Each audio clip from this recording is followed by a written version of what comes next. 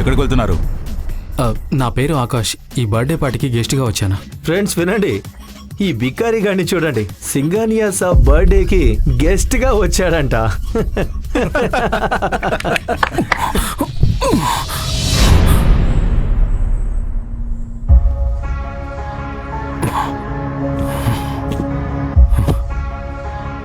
Aishwarya baby, ఇంటికి వెళ్దాం పద. బేబీ? ఐశ్వర్య? ఈ బికారి గారు నీకు తెలుసా? నోనో, ఎవరి బికారి నాకు తెలీదు. Who the hell are you? తను చెప్పింది విని ఆకాష్ షాక్ అవుతాడు. ఇది మొదటిసారి కాదు ఐశ్వర్య ఆకాష్ పరువు తీయడం. ఐశ్వర్య, పద ఇంటికి వెళ్దాం.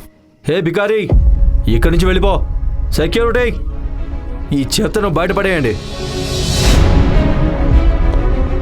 అంతా సెట్ అయింది అనుకునే లోపే బర్త్డే బాయ్ సింగానియా అక్కడికి వస్తాడు. ఆకాష్ వైపు అతని చూపు పడుతుంది. తన పార్టీలో ఆకాష్ ని చూసి షాక్ అవుతాడు. ఆకాష్ సింగ్ రైజదా? సార్, ఈ బర్త్డే పార్టీకి మీరు వచ్చారా?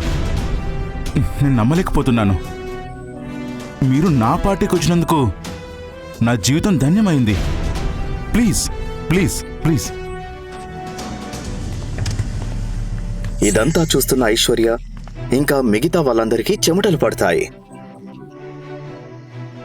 కానీ ఆకాష్ ఏమీ మాట్లాడకుండా నిశ్శబ్దంగా అక్కడి నుండి బయటకు వెళ్తాడు. అతను బయటకు వెళ్లి ఐశ్వర్య కోసం వెయిట్ చేస్తూ ఉంటాడు.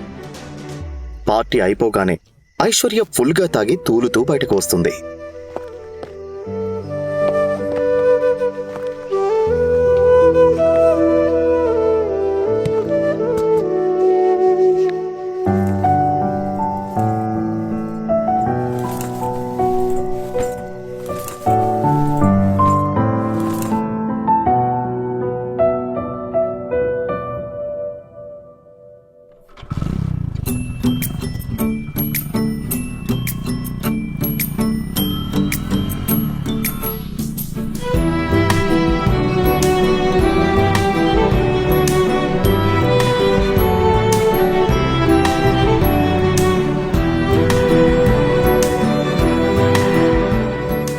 తనని తీసుకుని ఆకాష్ ఎలాగోలా అత్తగారింటికి వస్తాడు.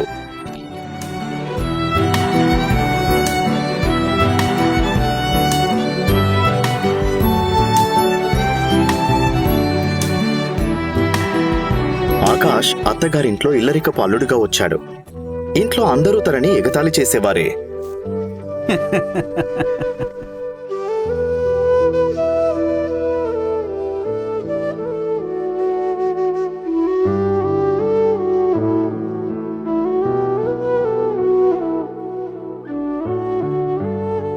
అతను ఇంటికి చేరుకోగానే ఐశ్వర్య యొక్క కజిన్ షౌర్ని డోర్ తీస్తాడు. ఇల్లరికప్పు అల్లుడుగా ఉన్నావు, నువ్వెందుకు సిగ్గుతో చచ్చిపోకూడదు? ఆ మాటలకి ఆకాష్ ఏమీ మాట్లాడడు. ఆకాష్ తన అత్తమామల ఇంట్లో ప్రతిరోజు ఇలాంటి మాటలు వింటూనే ఉంటాడు. అతను అలాంటి మాటలు వినడం అలవాటు చేసుకున్నప్పటికీ ఎవరినీ ఏమీ అనడు. ఎందుకంటే అతను ఐశ్వర్యని మనసారా ప్రేమించాడు కాబట్టి.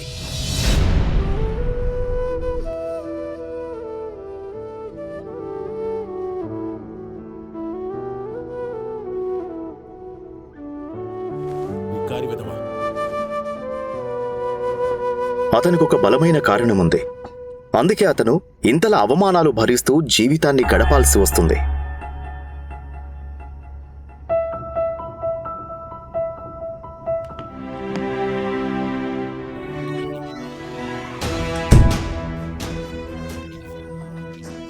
మీరందరూ నన్ను ఎగతాళి చేయొచ్చు, కానీ ఏదో ఒక రోజు నా గురించి మీకు అందరికీ తెలుస్తుంది.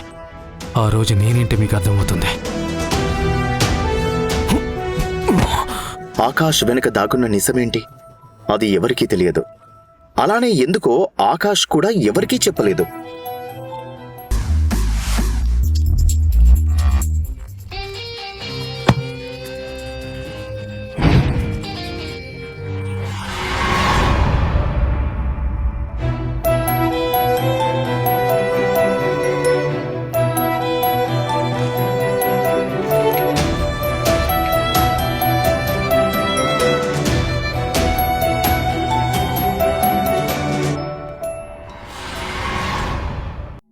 అయితే అతన్ని కుటుంబ సభ్యులే కాకుండా అత్తగారు కూడా అవమానించేది. పొగరుతో తన కూతురికి విడాకులు కూడా ఇప్పించాలనుకుంది.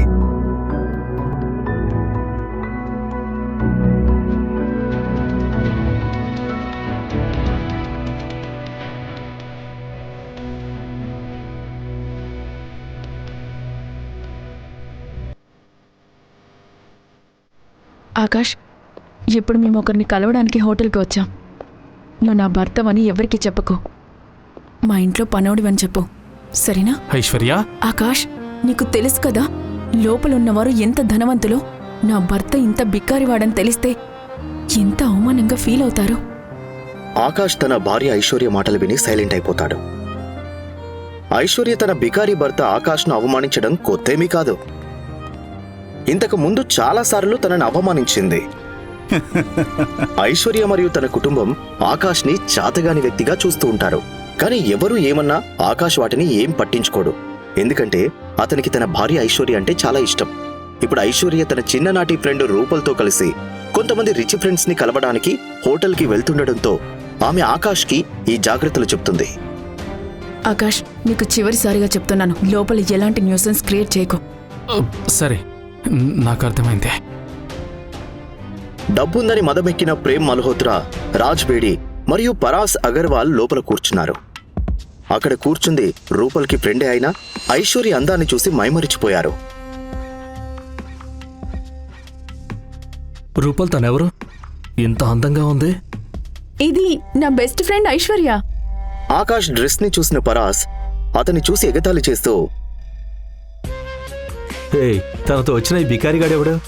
అప్పుడు ఆకాష్ ఇలా అంటాడు. సార్, నా పేరు ఆకాష్. ఓ, గుర్తొచ్చింది, ఐశ్వర్య గిల్. ఇతని పేరు ఆకాష్. ఇతనితో ఐశ్వర్య తండ్రి శేఖర్ గిల్ ఐశ్వర్య పెళ్లి చేశాడు. నేను చెప్పింది కరెక్టే కదా ఐశ్వర్య? అప్పుడు అక్కడున్న వాళ్ళందరికీ తెలుస్తుంది ఈ బికారిగాడు అందమైన ఐశ్వర్యకి మొగుడని. దీంతో ఐశ్వర్యని ఫ్లడ్ చేయాలనే కోరికని పక్కన పెట్టి ఆ ముగ్గురు ఆకాష్ పేదరికాన్ని ఎగతాళి చేయడం స్టార్ట్ చేశారు. చూడు ఆకాష్, నువ్వు బ్యాంకులో పనిచేస్తున్నావు అని విన్నాను. నీ జీతం ఎంత? ఈ ముగ్గురు కలిసి ఆకాష్ని ఆట పట్టిస్తూ అవమానిస్తూ ఉంటారు. 12,000 వస్తుంది. ఎంత? 12,000. అప్పుడప్పుడు బోనస్ వస్తే 15,000 కూడా వస్తాయి. మంచి శాలరీ. ఇది నా జ్యువెలరీ షాప్ అకౌంటెంట్కి ఇచ్చే దానిలో సగం. కానీ ఈ రోజుల్లో ఇది కూడా చాలా ఎక్కువే. పరాస్ బ్రో, నీ స్టోర్లో నీకెవరైనా స్టాఫ్ అవసరమైతే ఆకాష్ ఉన్నాడని మర్చిపోవద్దు బ్రో. అతను బాగా తెలివైన వాడిలో ఉన్నాడు. ఎలాంటి కంప్లైంట్స్కి అవకాశం ఇవ్వడు. ఎందుకు ఇవ్వను ప్రేమ్ బ్రో? నేను తనకి 20,000 to 25,000 ఆఫర్ చేయగలను. ఆకాష్ బ్రో, మీరు అనుకుంటే రేపే జాయిన్ కావచ్చు. ఎవరికి జాబ్ ఆఫర్ చేస్తున్నారు వీళ్ళు? ఆకాష్కి ఎవరు పిలిచి ఉద్యోగం ఇవ్వాల్సిన అవసరం లేదు. ఆ ముగ్గురిని కలిసి కొనగలిగే శక్తి తన దగ్గర ఉంది. ఈ విషయం ఐశ్వర్యకి మరియు ఆమె కుటుంబ సభ్యులకు కూడా తెలియదు. అయినా ఈ బికారి ఆకాష్ వెనుక దాగి ఉన్న అసలు రహస్యం ఏంటి? ఆ రహస్యం ఎవరికి తెలియకూడదు అనుకుంటున్న ఆకాష్ వాళ్ళు అంటున్న మాటలు వింటున్నా ఏమీ పట్టించుకోకుండా పరిస్థితిని అర్థం చేసుకుని ఇలా అంటాడు. Thank you mister Agarwal. Me offer నాకు బాగా నచ్చింది. మీరు నా మీద చూపించిన కన్సర్న్కి నేను మీకు రుణపడి ఉంటాను. నిజం చెప్పాలంటే నాకు జ్యువెలరీ గురించి పెద్దగా తెలీదు. ఇలా మాట్లాడుతున్న ఆకాష్ ఇంకా అక్కడున్న వాళ్ళు మాట్లాడిన పనికిరాని మాటలు విని కోపంతో ఐశ్వర్య అక్కడి నుండి వెళ్ళిపోతుంది.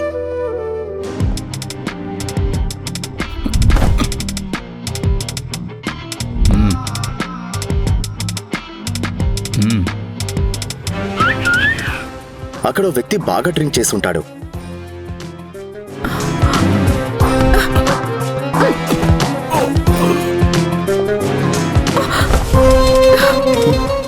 చాలా ఎనర్జెటిక్ గా ఉన్నావు.